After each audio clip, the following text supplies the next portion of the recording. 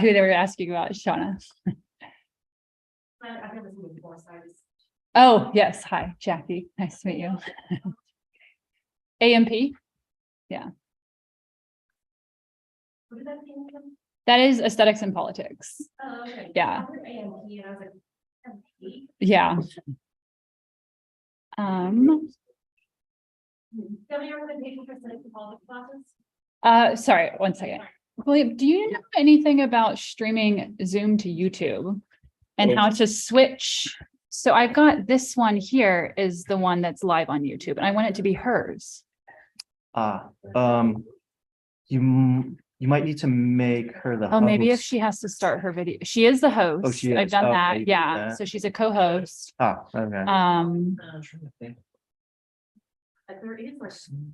Because if I turn off my video, Then like for some reason, only I have, there's like a handbook Is- here on how to do it, but it doesn't have anything that covers that. Like broadcast to YouTube. Once your stream is live, check your sounds. There will be a 20-second delay. If you'd like to check on the live stream from your Zoom window, click on the arrow to the right to get to the Okay. live stream, YouTube chat. Setting up presenters, make co-hosts, okay, Once you- did all that. Participants. mute. Mhm. It doesn't say anything about it. Huh, Oh, spotlight maybe? And one or more people's screens for everyone who is on the Zoom. Okay, that's not it. to add a, second spotlight. Maybe it's another permissions thing you have to change on Zoom. Okay, that's the otter. Okay, well, that seems to be all of it. Okay, Yeah, go back into Zoom. ask. I can make her host. Yeah, see if that happens. Okay, Or see what happens. and then now YouTube.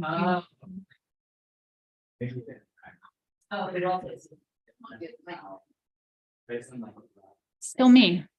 Huh, It's not tired. Like I can pin her. She pinned? Yeah, she's pinned. okay, There's a 20-second delay, so it's like you can actually see if your changes all right. have done anything. Oh, live YouTube, maybe. Okay, view stream on YouTube. Hmm. Oh, maybe. Yeah, this is weird. I guess I've never had to do this. Sure. Full screener, maybe there's more options down here. That's a live transcript. There are more options in there. Hide selfie. No.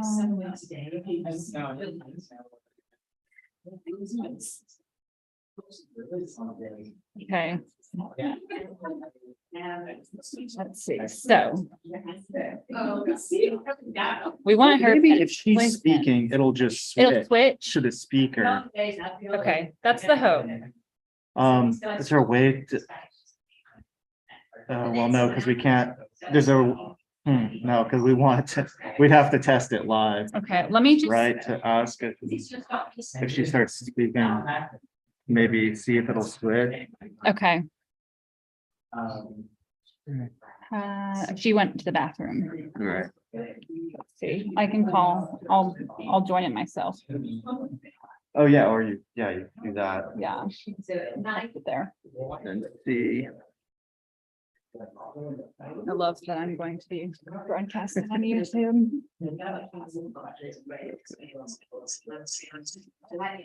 Oh, well, there she is. Okay. I'm here. Okay. We were gonna try something. Okay, so if you could, let's just see if we can get you It's broadcasting us on YouTube instead of you. So that's what we're trying to figure out. Huh.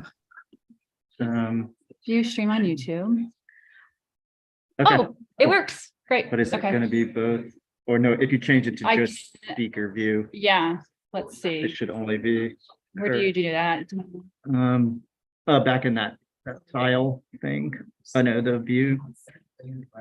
It should be speaker only. Speaker? Okay, Well, I can turn, let's see, so.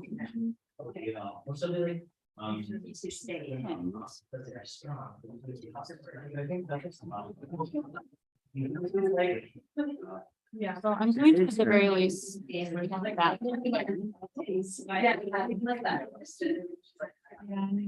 your camera on? Oh, that's so, Just delayed. okay, all right, that's Great, good. that's Cool. great. Where's Matthias? Okay.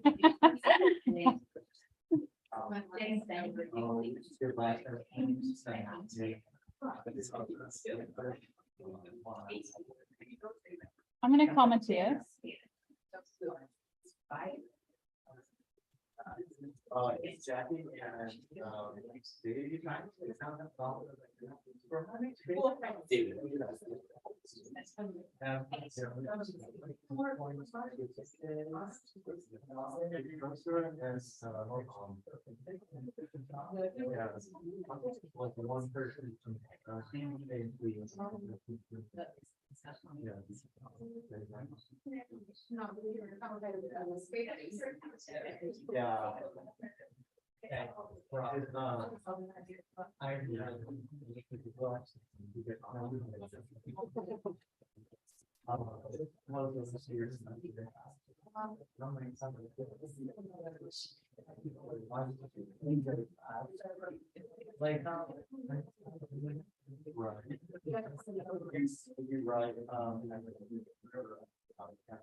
Oh, yes.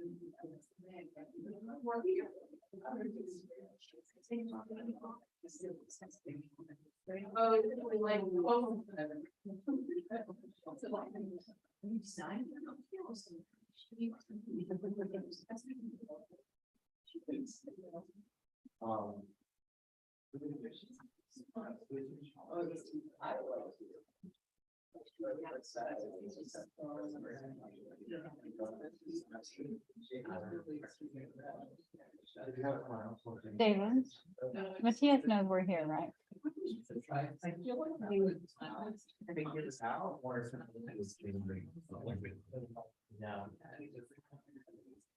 Okay.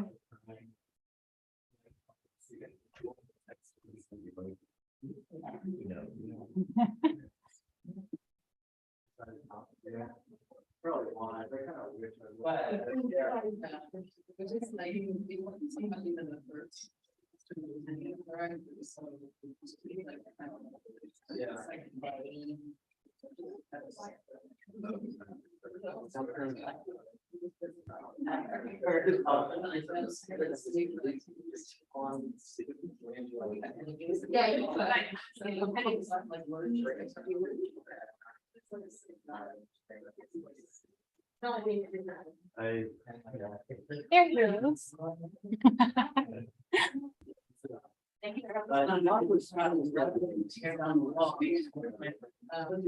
Hello, Are we ready? we are. Sound work? The sound works, yeah, the sound works. Okay. We figured it all out. Hi. Nice to see you. All right, got less people here than we did earlier. I can come with you as soon as this is go. What? I know, we have a YouTube audience. Where's the camera? So you are speaking over here. The camera is going to, I can Right. flip it to face you. Well, you can, here we go. I can. There you are. Way easier. There yeah. you are, yeah. Way easier. Oh, this is not a That's mic. not a That's a light. I can talk into the light. Talk into the light, Carol Ann, talk into the light. Okay. Lydia, you there? Yes, I'm here. Hi, honey. I love All right. you. I love you too. We love you. We got the real hardcore. We got less people here than in the classroom, but a lot of people are here remotely. And this is the true hardcore deep lovers of Lydia in this room. I got them a lot of food. So before we start, what? Two things are love and food are very connected. Before we start, I would like to recognize and acknowledge the Yuknavitch, the first people of this ancestral and unceded territory of Chagwayanga, whose present-day descendants are citizens of the Fernandino Tataviam Band of Mission Indians. They have been here for millennia and will be here long after we are gone. The Fernandino Tataviam Band of Indians, I think I've told you, are not yet recognized. They are fighting for recognition. And just a few months ago, they took part in a ceremony in downtown LA with the outgoing mayor, what was his name? Eric Garcetti, to take the name off of the Father Sarah Park, named after Juniper Serra, the Franciscan monk who built all the missions in California. So his name is off the park, and they are currently working together to find a new name for that park. And for the first time, he also apologized on behalf of LA for all the things that were done as a Spanish city, a Mexican city, and an American city to erase the people on whose lands this is and will always be. So welcome, Lydia. We have you up on the screen. So Lydia kind of burst on the scene for most people with two books, back-to-back book, Chronology of Water and Dora, a Head Case, in about 10 years ago. Chronology of Water is a memoir, and with a clever title, because the chronology that one would expect in a memoir is not chronological, but the water is told, the water becomes the kind of metaphor of time. And that's also true for the book that I think you're reading from tonight, Thrust, which takes place in partly a very aquatic underwater place. So Chronology, Water, and Dora were kind of revolutionary for their time, and they really put Lydia on a kind of national landscape. Dora, a Head Case, revisits Sigmund Freud's famous case study and works with the theme of language and the unconscious, which actually also appears in this novel. I have a list here of awards that she's won, but I know Lydia, and she doesn't really care about these awards. I could mention also the Book of Joan, a reimagining of Joan of Arc, poised to save a world ravaged by war, violence, and greed. Thrust is likewise situated in a world ravaged by war, violence, greed, and climate change, very noticeably. And it's a kind of post-apocalyptic landscape in which there is great suffering and great beauty. I would like you to join me in welcoming Lidia Yuknavitch tonight. Thank you, humans. I'm going to pretend you can hear me. We can hear you. Okay, good. I first thank you everyone for having me, and thank you for the wonderful discussion today. I don't get out much, and so getting to exchange ideas is very meaningful to me. I wish I could be there with you, but I was telling everybody in an email that if I was there, I've become so awkward post-COVID that I'm afraid I would hug everyone too hard and crack some ribs. And how would that be? That would be weird. So I'm glad to be here with you virtually. I think I'm going to read a little bit from the first two sequences of the novel. I appreciate you being present with me. The first two sequences of any book that I've written kind of act like ciphers for the whole book. So that's what I'm moving from. This sequence is called The Water Girl. She looks like a man, whispers a young girl with her hair as black as space, her lips barely the height of the ferry railing. Under her breath, she whispers the lines of a list, the flowing hair scent, the Liberty Cap scent, the draped bust scent, the classic head scent, the coronet scent, the braided hair scent, the flying eagle scent, the Indian head scent, the first Lincoln penny. The lists soothe her. I think she was meant to look majestic, her father answers, like an archetype. Astor looks down at the red of his daughter's jacket and the blue of her pants and the white hair spun into wool from rabbit's fur and knit by a mother's hands. Can people be archetypes? Leisve asks. But the wind picks up, and so Astor just smiles at his daughter and tussles her hair on her head. They have all taken risks, traded things they had for tickets to see the drowning statue. The ferries that come and go in the brook are fewer and less frequent now. No one knows for how long. Those who have lived through the collapse and the great water rise move around in tiny circles and avoid attention, avoid attracting anyone in the wrong place at the wrong time, because trouble rises and falls in seemingly random waves. The people cluster at the ferry's edges like a human organism as the boat makes its way toward what was once an island. Their wonder takes the shape of draping arms and hands over one another, as well as the ferry railings. People who do not know one another are talking in small acts of time and space, sharing space. The girl with the hair black as space nests herself among the legs of the passengers on the ferry. Not so close to the edge, Leisve, Astor says. He knows the pull of water on his daughter. The murmuring layers of language float up toward the sky as the ferry nears its destination. The backs of children's heads, foreshadowed as children's are, populate the front of the boat. A few of them now begin to point toward the object hovering on the waterline in the distance, their fingers becoming the word for it. The bustling adults now create a kind of kinetic energy. The men button up their wool coats and stand a little straighter. The women arrange their scarves and hats and place their hands on their chests, and everyone, maybe everyone, but really whoever knows, breathing just a little differently as they near the statue.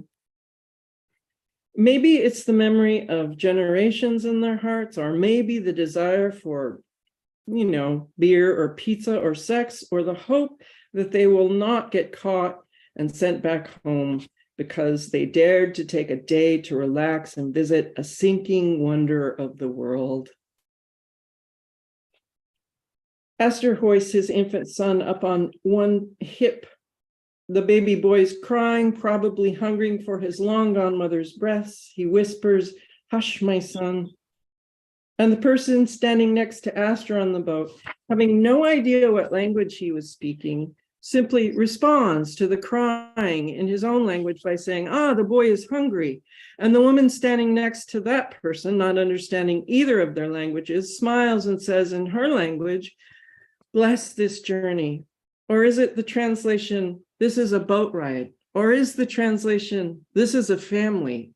Her hands clasped in prayer or just common gesture.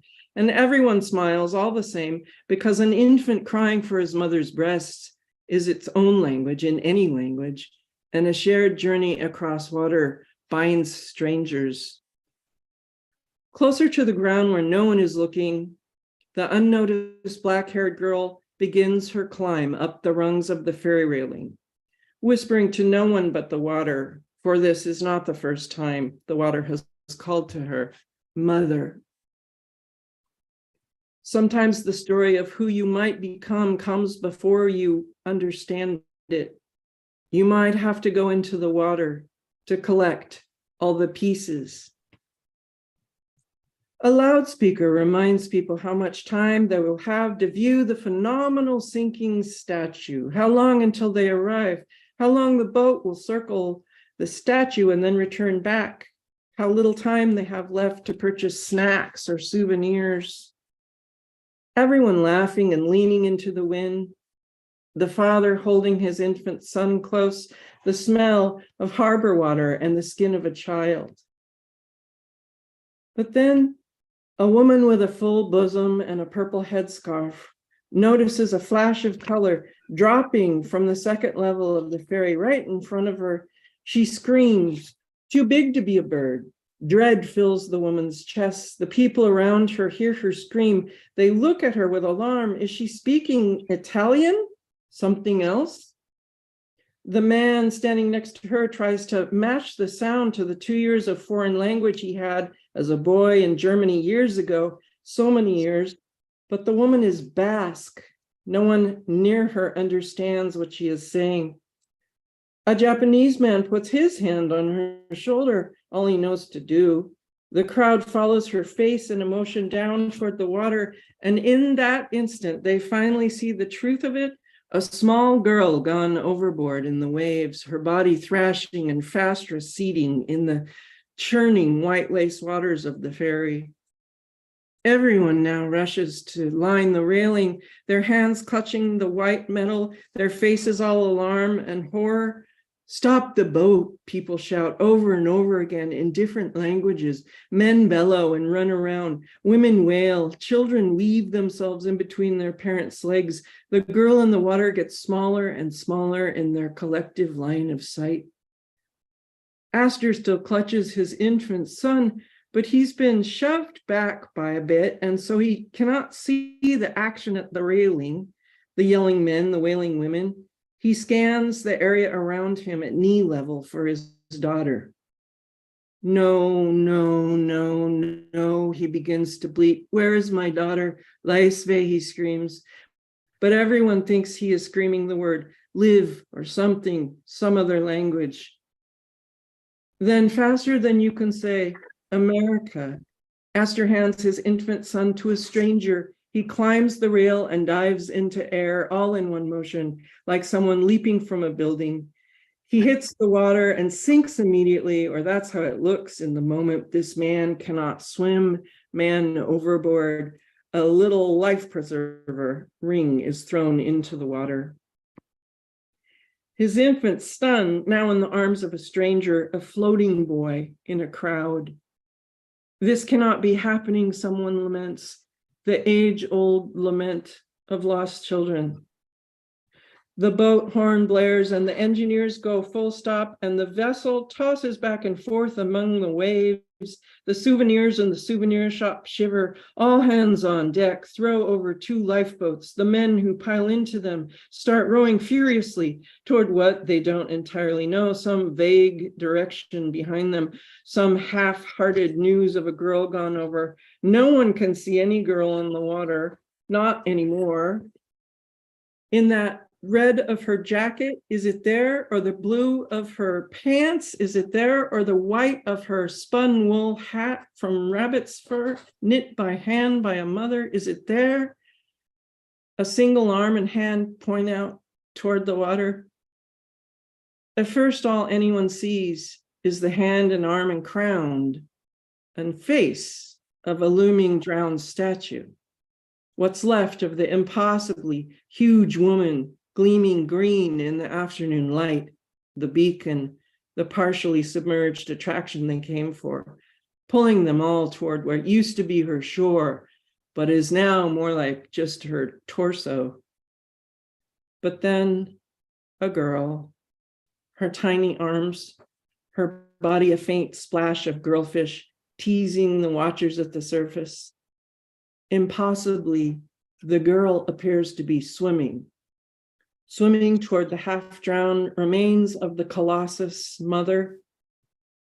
Aster, the father who cannot swim, is rescued, pulled back on board the boat. The infant son, now in the arms of an unscrupulous man who, until that moment, he was handed an infant boy, a prize of great value, had considered this fairy ride a last gift to himself, a ride to see a sinking wonder before he killed himself, unable to survive his own poverty and hunger, but a baby boy in his arms.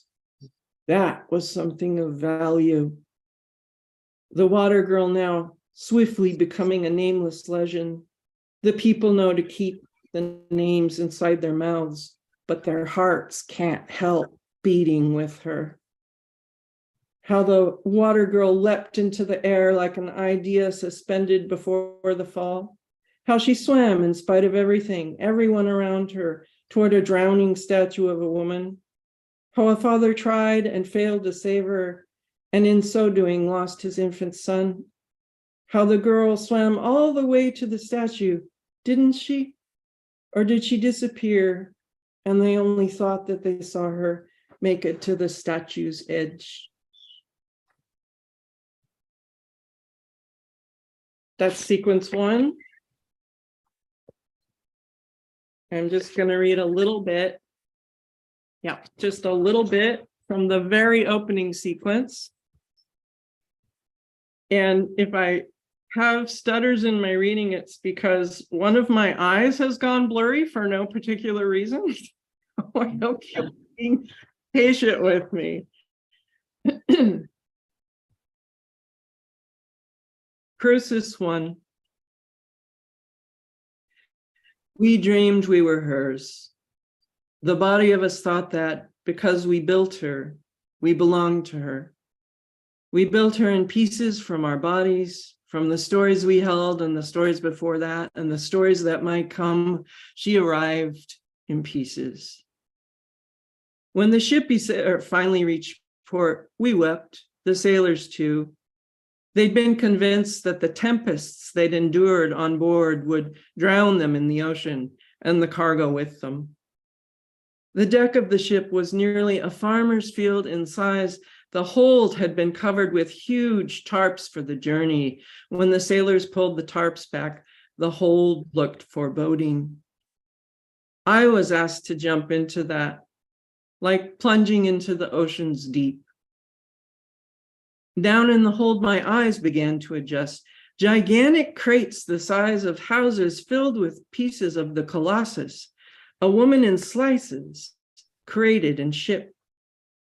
One by one, we found her body parts: hair, nose, crown, eyes, mouth, fingers, hand, foot, torch. We were cooks and cleaners and nuns and night watch people. We were nurses and artists and janitors, runners and messengers and thieves, mothers and fathers and grandparents, sisters and brothers and children. During the day, you could always hear the insistent hammering, the files grating, the change clanking, the copper singing as it was being shaped over wooden scaffolds, the cacophonous orchestra of our labor. You could always see arms swinging, hands at work, shoulders and biceps, and the jaws of the workers flexing and grinding. These sounds were our bodies, her body coming to life from all of our hands.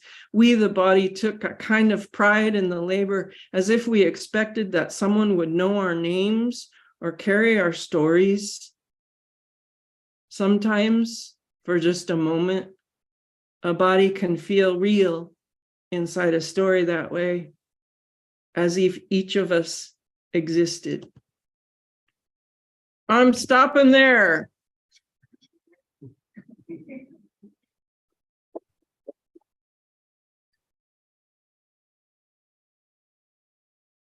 Thank you, Lydia. Are you good with some questions? Yes, I'm happy to do anything you want.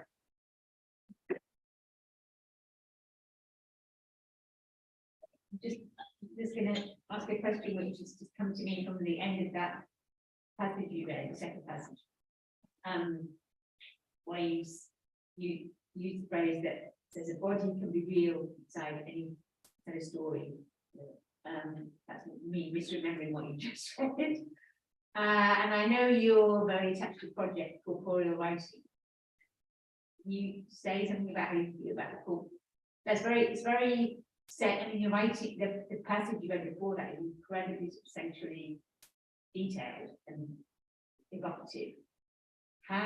What is corporeal writing to you? How do you see the body in relation to when you're writing? Understood. Thank you for your beautiful question. Corporeal writing as an idea got born inside me when I was writing The Chronology of Water, which is to me an anti-memoir because, and you can cross-check me on this, I'm pretty sure I broke every traditional rule of memoir that exists. But what happened to me is when I went to tell the story of my grief and my rage from my family of origin and my grief from my daughter dying and just the truth and inside out of what it had been like for me to have a life, to exist. The conventional forms of storytelling wouldn't let me say what I wanted to say. And so I applied one question to the whole process. And that question was, what if my body had a point of view? What if my body was carrying everything that ever happened to me in each part?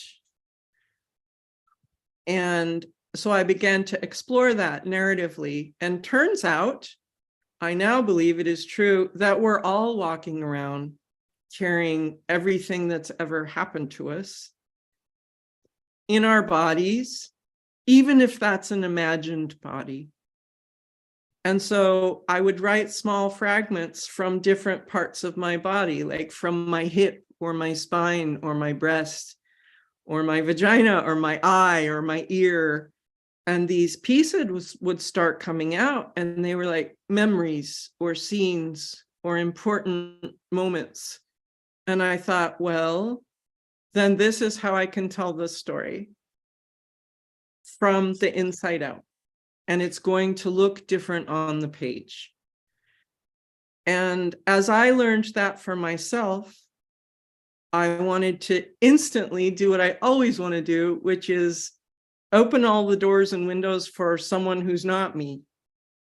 And so I began to develop a practice where other people could make use of what I had learned. And we decided to call that corporeal writing, as in the body. Although one thing that cracks me up is sometimes people think it's corporal writing, which is humorous to me because I always picture myself in like SM gear with a whip, like corporal writing. We're gonna be like latex and whips. But corporeal is, embodied, of the body, has a long history and tradition, and it's as if the body's carrying story and might speak story. So that's my answer to what the hell is corporeal writing. Now you can get underwear that say corporeal writing, so that's quite useful. Like the body keeps the score in a text. But yeah, that's not putting in fiction. Or What is that book? The Body Keeps the Score is it's definitely, yeah, you probably know that. Yeah. I It's on the shelf over there. I understood that book, very deeply, obviously. And then what's different for me is that, the importance of narrative or storytelling as an energy. I think that's the direction that's most important to me, but I certainly understood that book quite deeply. Were you at all affected by Elaine Scarry's The Body in Pain? Only down to my spine and hips. Yes, that book. I think I first read it when I was about maybe 28 or so. I think I was in grad school, and it was like a direct language for me, even though she was writing about scenes of wounding in the Bible and, this theoretical idea about pain and bodies, because I had been keeping pain secret for so long and hadn't yet unlocked what pain and pleasure meant for myself.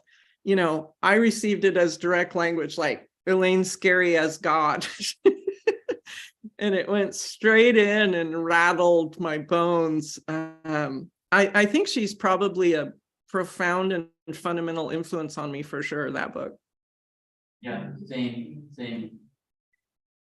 The one of the things, like these somatic bodies, and the first somatic body I would say we meet is Liberty, is the statue, right? And at first she's not underwater, she doesn't exist yet, right? She's in parts, and the parts are being assembled, and then we get, and then after that is the first passage you read, right? Where she's not only assembled, but she's like inundated, and we look at her not from below, but from above, and she's a body that has like a different kind of somatic body, because she's in relationship to Leisve, right? And but also she's sort of the figure for all of the characters, for all the people on the ferry, right? And the ferry, of course, is symbolic, but like the ferry to hell,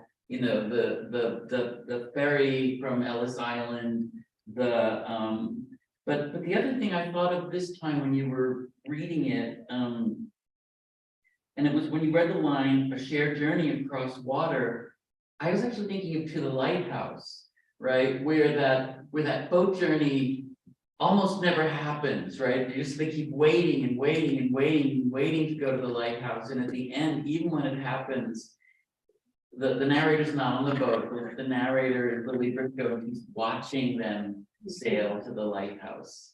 Yeah.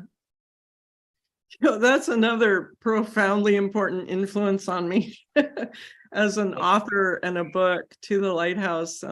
I have her handwritten manuscript, a facsimile of it, not her actual handwritten manuscript. And sometimes I just rub my face on it. Like, I don't need to read it. I just need to rub my face on her handwriting. Yeah, by dipping back into historical or religious or mythological archetypes, it's a chance to deconstruct former meanings that one might find,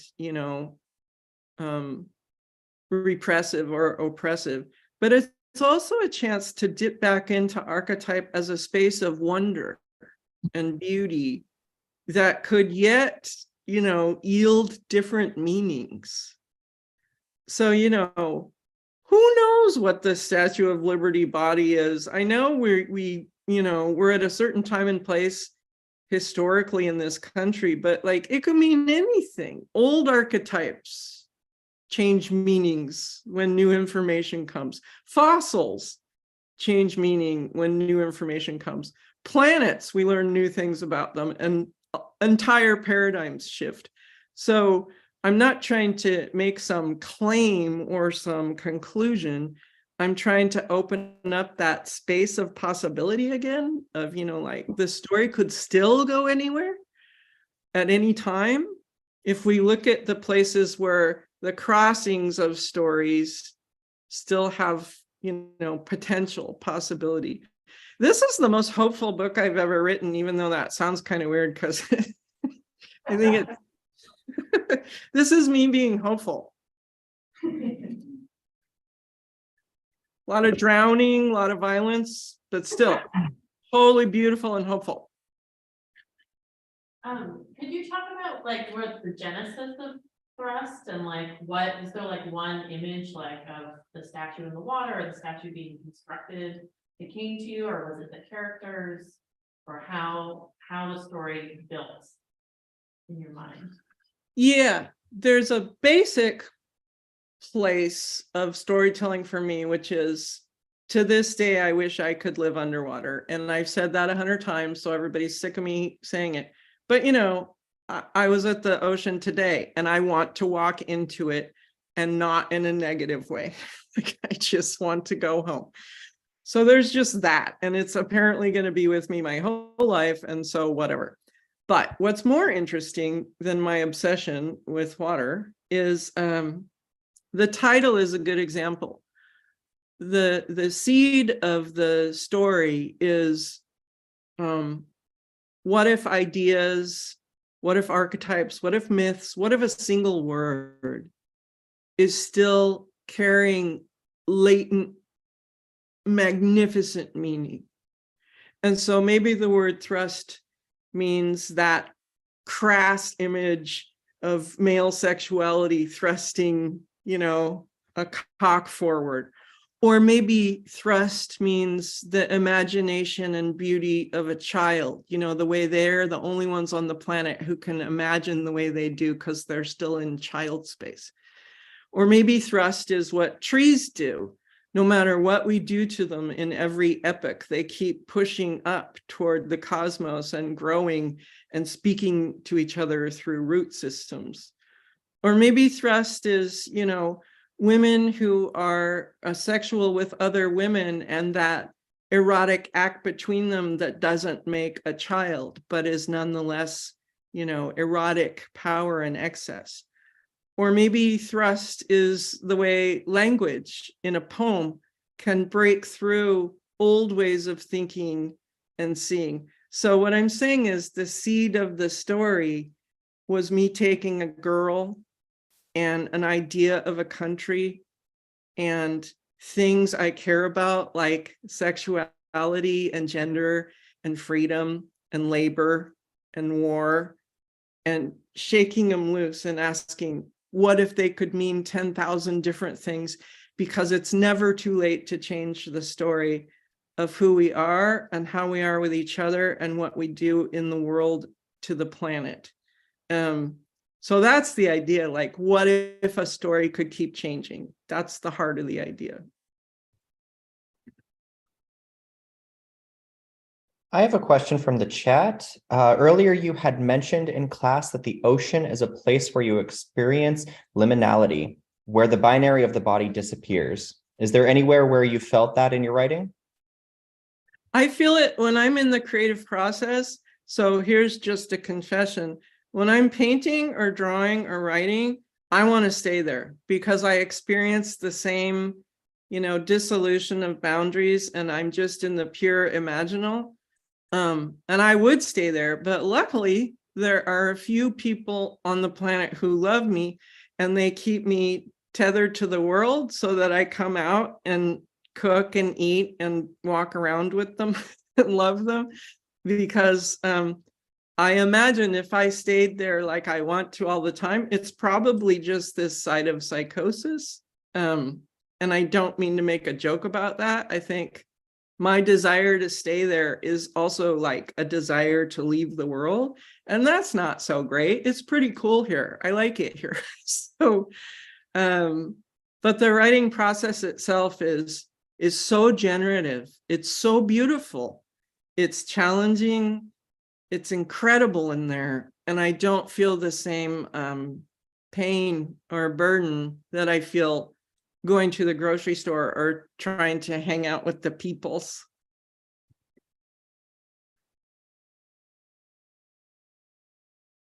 The last visitor we had was before you was Ariana Rains, and we read a book of sand.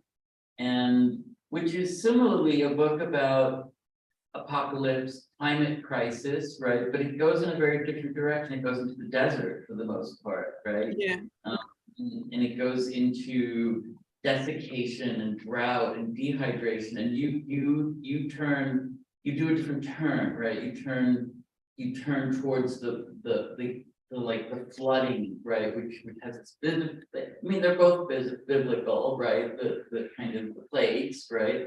But I'm curious about the timing of your book. Like it's clear that the climate crisis timing, as with Ariana, but I think your timing is also has something to do with the Trump administration and the incredible anti-immigrant like wave of racism and hatred that emerged.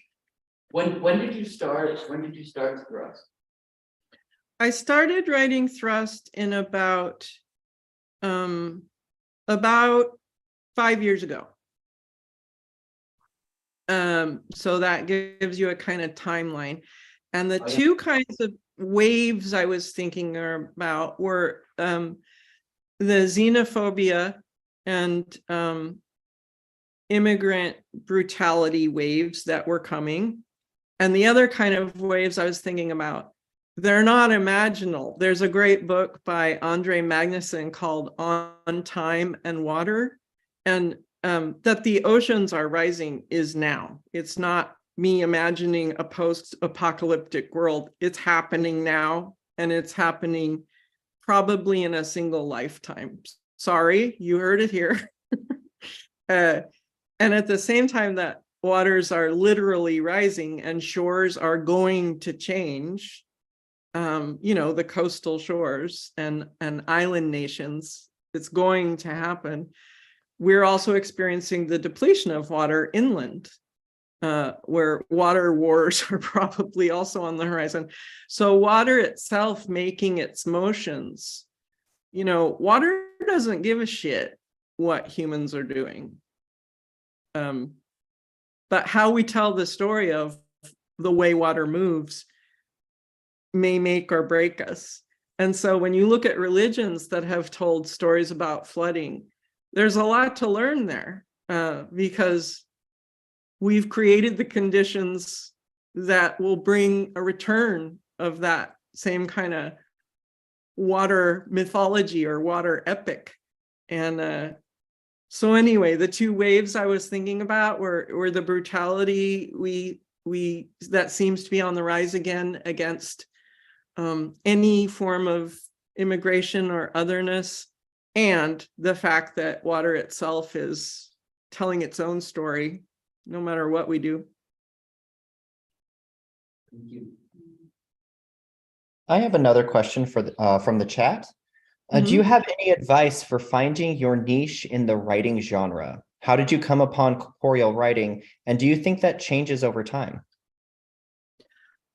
I hope it changes over time, because, we hope that we change and grow and adapt. Stasis seems like a kind of death to me. So I hope it changes over time.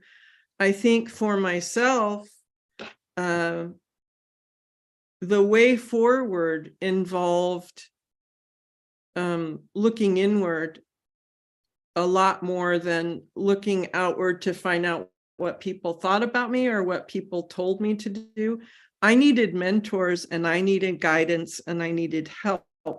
But the place where my voice and vision happened was in internal landscape. And trying to get it from somebody that lives outside of you and your body and your experience often leads to sadness and despair. So the trick is to just, continue to explore your internal voice and vision and get help from the outside, from mentors and people who can guide you, and communities that nourish the seeds of what your internal voice and vision are. But you can't steal or borrow voice and vision from someone else. It's really cool to remember you're the only person on the planet who can tell a story of what it was like for you to be here either fiction, nonfiction, poetry, painting, dance, whatever, the way only you would. And so that's a reason to keep going, because somewhere somebody wants to hear it. It could talk them into exploring their own voice and vision. And if it was even one person, I mean, maybe I hope for like 5 people. 5 would be good. If I could help 5 other people make a pact to tell their stories, that would be awesome. That's lovely. I have a response to your question. Thank you, because I struggle to label my writing style. I just write weird stuff and make up genres retroactively. As you can see, that has worked for me. But you know, the best advice I ever got came from 2 different people with 2 different sentences. Ken Kesey told me never surrender. And Kathy Acker told me, why would you want to do what they want you to do? Somehow those 2 sentences went into my bloodstream, like I mainlined. It's like those, you know, there's worse advice out there.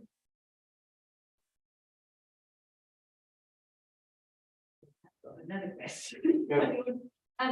Which again comes out of what you just said, and is really, as we were just talking there, because I'm from, or live in the UK usually, I'm aware that we just had another tragedy in Channel. People died. Yeah. On a frequent basis. The more have just died crossing, and we've had words like invasion describing people coming in with small boats. And given your sensitivity to that, and also the consequences of rising waters, I'm just wondering what you feel your engagement with something which actually has a name, like the climate resistance or climate justice, or any, in other words, political attachment or political engagement, right? Do you get called upon to, or do you feel some responsibility towards some kind of, I know you've been involved in activism in different ways, so what do you see a connection, or do you feel, do you ask even practically to comment or to direct attention towards a kind of, you know, political action or activism? Yeah, I mean, in my lived experience in my life here, I am part of more than one climate justice micro community and slightly larger community that's on the ground work, working in my area, which is the Pacific Northwest, with other communities, Native American communities, climate justice communities, environmentalist communities. And, you know, we do small work together as we intersect and can. But I want to say too, that if anyone out there is thinking of becoming a writer or artist, or really anything, scientist, theorist, theologian, actor, whatever, we all have a chance to decide what kind of artist or theologian or actor we want to be, or builder, laborer. And I am of the opinion that more of us need to enter storytelling as agitators, need to enter storytelling as, I would like the story streams to move away from, say, commodity capitalism and celebrity. I would like the story streams to serve those other communities working in labor or climate justice or unions. So, I mean, I'm not gonna lie to you, I'm in it to recruit storytellers who want to make a book happen to the reader in ways that, you know, hopefully make them question their lives. I confess, I would like to recruit the whole room. And I won't get everyone, but I might get 1 or 2 people, and that's good.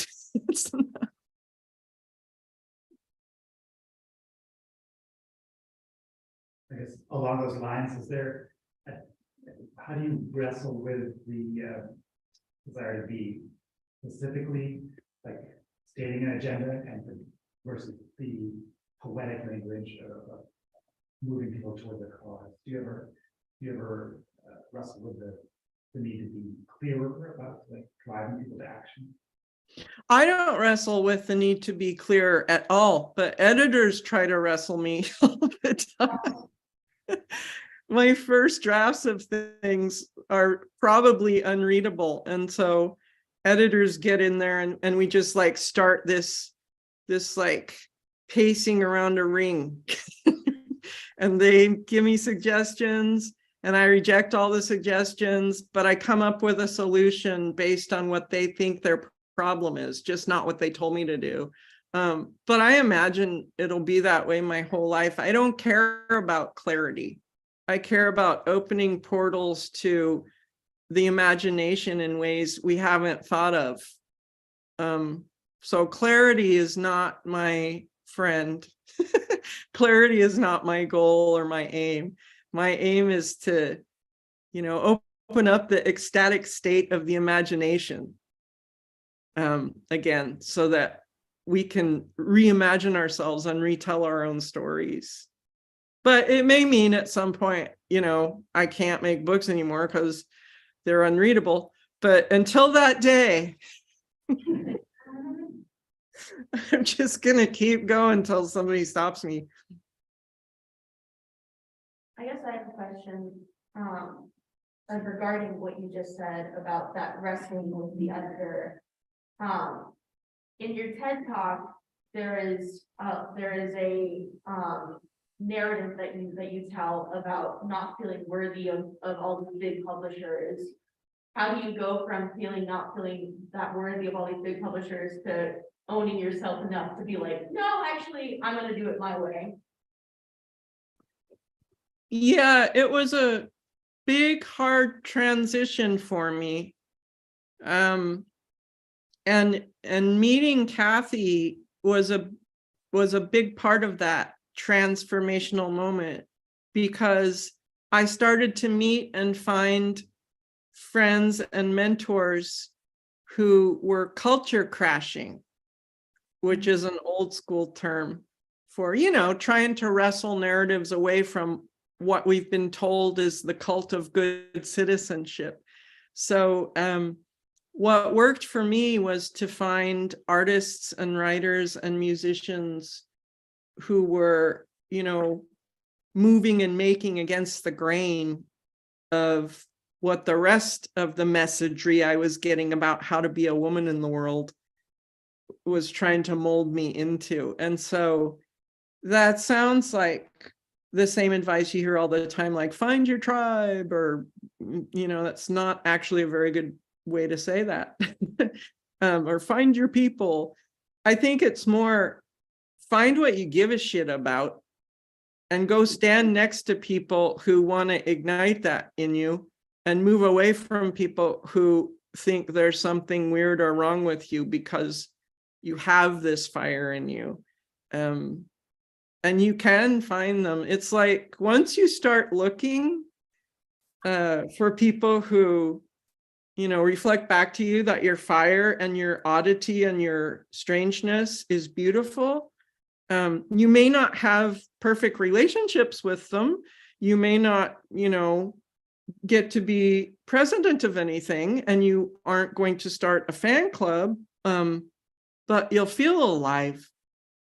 And I'd rather get to the end of my life feeling alive in my own dumb little fire than get to the end of my life having lived what somebody else told me to live. It's something to think about. Thank you. I have a kind of stepping back to the two passages that you read from Thrust. I have a thought, and it's around narrative and storytelling, which is key to you. But reading Thrust, I felt like there were many openings, right? Like a narrative opened, and then another narrative opened, and another narrative opened. And I didn't feel a sense of urgency around closure, right? That these narratives had to end, they had to resolve, that there had to be a turn, that there had to be either a plot or a symbolic resolution, right? The opening was the important part. Is that right? That's completely right. And this is a lesson that came partially from Ursula Le Guin, that plot itself, with its unified characters who encounter conflicts and overcome obstacles and meet resolutions and transformation. Plot itself, as we've inherited it, is only one kind of story to tell. And so another kind of story to tell might be dipping in and out of characters and situations as flashpoints or portals. And the emphasis in that case would be, where are the places in the story where meaning turns or changes? And that's the energy I was trying to create, that fluid, endless turning. And there's no character in thrust that you find out. And at the end of the story, here's what's happened to that character and who they become. But you've entered a possibility space where they could become anything. And so the goal of each character's storyline isn't to resolve it or conclude. The goal of each character's storyline is to look at where they cross each other and ask, what's interesting about that, or what's beautiful, or what's hard.